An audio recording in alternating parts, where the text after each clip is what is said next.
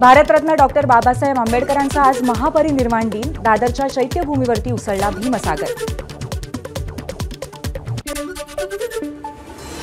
दादरच्या चैत्यभूमीवर राज्यपाल, मुख्यमंत्री देवेंद्र फडणवीस, उपमुख्यमंत्री एकनाथ शिंदे आणि अजित पवारांकडून अभिवादन.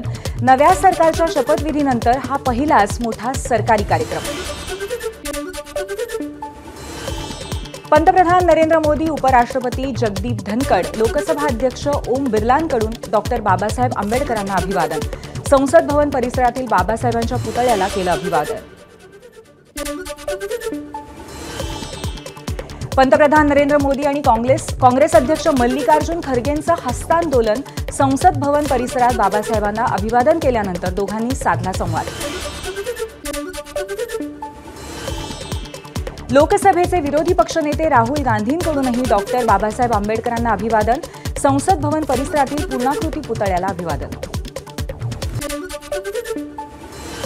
महामानवाला अभिवादन करण्यासाठी चैत्यभूमी परिसरात रांगा. अनेक छोट्या मोठ्या शहरातून भीम अनुयायी मुंबईत दाखल. मुंबई पोलीस आयुक्त विवेक फणसळकरांनी चैत्यभूमी इथल्या सुरक्षेचा आढावा घेतला. यावेळी मुंबई महापालिका आयुक्त भूषण गगराणीही उपस्थित.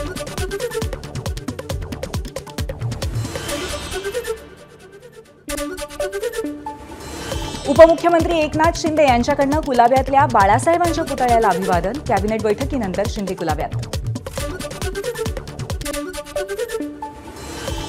एकनाथ शिंदेंकडून डॉक्टर बाबासाहेब आंबेडकर यांना अभिवादन. ठाणे कोर्ट नाका परिसरातल्या बाबासाहेब आंबेडकरांच्या पूर्णाकृती पुतळ्याला पुष्पहार.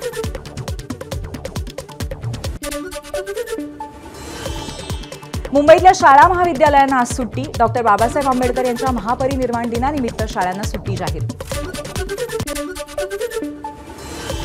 महापरिनिर्वाण दिनानिमित्त बांद्रावर्ली सी लिंकवरती आकर्षक विद्युत रोषणाई. डॉक्टर बाबासाहेब आंबेडकरांच्या फोटोनं वेधलं लक्ष. नाशिकच्या मनमाडमध्ये रेल्वे कर्मचाऱ्यांकडून महामानवाला आगळ्या वेगळ्या पद्धतीने अभिवादन. पंचवटी एक्सप्रेसवरती लावली महामानवाची पूर्णाकृती प्रतिकृती. सोलापुरातही भीम अनुयायांकडून बाबासाहेबांना अनोखी मानवंदना. शेकडो मेणबत्त्या पेटवून साकारली दिव्याची आणि अशोक चक्राची प्रतिकृती. नवनिर्वाचित आमदारांच्या शपथविधीसाठी 7 ते 9 डिसेंबर दरम्यान विशेष अधिवेशन, तर 9 तारखेला विधानसभा अध्यक्षांची निवड. फडणवीसांची माहिती. नागपूर अधिवेशनापूर्वी मंत्रिमंडळाचा विस्तार होणार. सर्व मंत्र्यांच्या कामाचं मूल्यांकन करून निर्णय घेतला जाईल. तिन्ही पक्षांना मंत्रिपदं द्यायची असल्यामुळे काही प्रमाणात मागे पुढे होईल. देवेंद्र फडणवीसांची माहिती. भाजप 18 ते 20 मंत्रिपदं आपल्याकडे ठेवण्याची शक्यता. शिवसेनेला 12 ते 13 तर अजित पवारांना 8 ते 10 मंत्रिपदं मिळणार. सूत्रांची माहिती. शिवसेनेला जवळपास 14 मंत्रिपदं मिळतील अशी अपेक्षा. मी 4 टर्म आमदार असल्यामुळे मला मंत्री करावं. प्रताप सरनाईक यांची मागणी. देवेंद्र फडणवीसांनी तिसऱ्यांदा घेतली महाराष्ट्राच्या मुख्यमंत्रीपदाची शपथ. यावेळी ते नेते मंडळींसह कलाकारांचीही उपस्थिती. माजी मुख्यमंत्री एकनाथ शिंदेंनी घेतली उपमुख्यमंत्रीपदाची शपथ. बाळासाहेब ठाकरे आणि आनंद दिघेंचं शपथ घेण्यापूर्वी केलं स्मरण. राज्यातल्या 13 कोटी जनतेचे मानले आभार. अजित पवारांनी सलग 6व्यांदा घेतली उपमुख्यमंत्रीपदाची शपथ. महाराष्ट्रात सर्वाधिक वेळा उपमुख्यमंत्रीपदाची शपथ घेणारे नेते म्हणून अजित पवारांच्या नावावर नवा विक्रम. उपमुख्यमंत्रीपदाची शपथ घेतल्यानंतर अजित पवारांकडून आईसोबतचा औक्षणाचा व्हिडिओ पोस्ट. मी खरंच भाग्यवान. आईचा आशीर्वाद आणि कुटुंबाची मला भक्कम साथ, या शब्दात पवारांकडून भावना व्यक्त. मुख्यमंत्रीपदाची शपथ घेतल्यानंतर फडणवीसांची पहिली सही वैद्यकीय मदतीच्या फाईलवर. पुण्याच्या रुग्णाला 5 लाखांची मदत. लाडक्या बहिणींना 2100 रुपये देऊ. निकष नसेल तरीही नाव कमी करणार नाही. मुख्यमंत्री देवेंद्र फडणवीसांचं आश्वासन.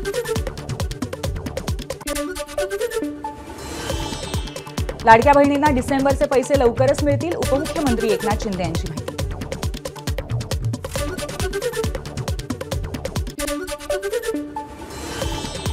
आधी मी कॉमन मॅन होतो, आता मी dedicated to common man. Eknath शिंदेंनी सांगितलं डीसीएम पदाचा फुल फॉर्म. उपमुख्यमंत्रीपदाची शपथ घेतल्यानंतर एकनाथ शिंदे आनंद आश्रमात. गुरु आनंद दिघेंना एकनाथ शिंदेंकडून अभिवादन. हर्षवर्धन पाटलांची सहकुटुंब सागर बंगल्यावर हजेरी. देवेंद्र फडणवीसांना दिल्या नव्या इनिंगसाठी शुभेच्छा.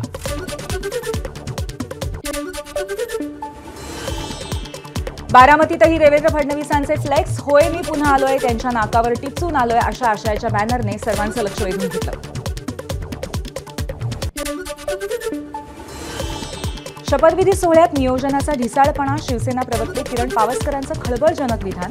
त्यामुळे शिवसेना शपथविधी सोहळ्यावर नाराज असल्याची चर्चा.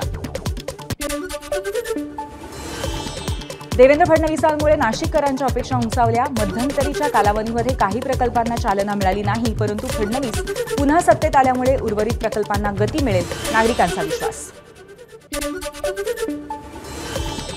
महाराष्ट्र काँग्रेसकडून गटनेता प्रतोद निवडीचे अधिकार खरगेंना. महाराष्ट्रातील निवडून आलेल्या आमदारांचा एकमताने निर्णय. काँग्रेस वर्किंग कमिटीकडे तसं पत्र सुपूर्द. पूजा खेडकरची नॉन क्रीमी लेअर सर्टिफिकेट सुनावणी प्रकरणी औरंगाबाद खंडपीठात याचिका. अहिल्यानगर आणि पुणे जिल्हाधिकारी सोडून इतर कुणाकडेही सुनावणी हस्तांतरित करावी, पूजा खेडकरांची मागणी.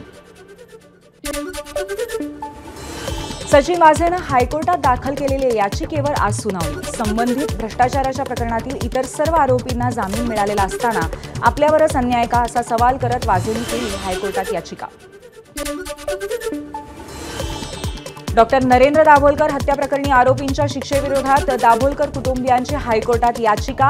आज हायकोर्टात सुनावणी. काही आरोपींना पुराव्याअभावी निर्दोष सोडण्यात आल्याचा याचिकेतून आक्षेप. राज्यात ईव्हीएम आणि व्हीव्हीपॅट पडताळणीसाठी 104 अर्ज. राज्यातील 755 केंद्रावरती मतपडताळणी. निवडणूक आयोगाची माहिती. पश्चिम रेल्वेने विनातिकीट प्रवाशांकडून केला 93 कोटींचा दंड वसूल. एप्रिल ते नोव्हेंबर दरम्यान कारवाई. नववर्षाच्या पार्श्वभूमीवर एफडीएकडून हॉटेलांची तपासणी केली जाणार. निकृष्ट अन्नपदार्थांचा पुरवठा होऊन दुर्घटना घडू नये यासाठी एफडीए मार्फत विशेष तपासणी मोहीम.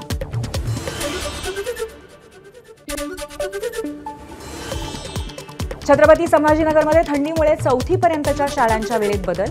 सर्व पूर्व प्राथमिक ते 4थी पर्यंतचे सर्व वर्ग सकाळी 9 किंवा 9 नंतर भरवण्याचे शिक्षण अधिकाऱ्यांचे आदेश. नाशिक शहरासह ग्रामीण भागातही अवकाळी पावसाची हजेरी.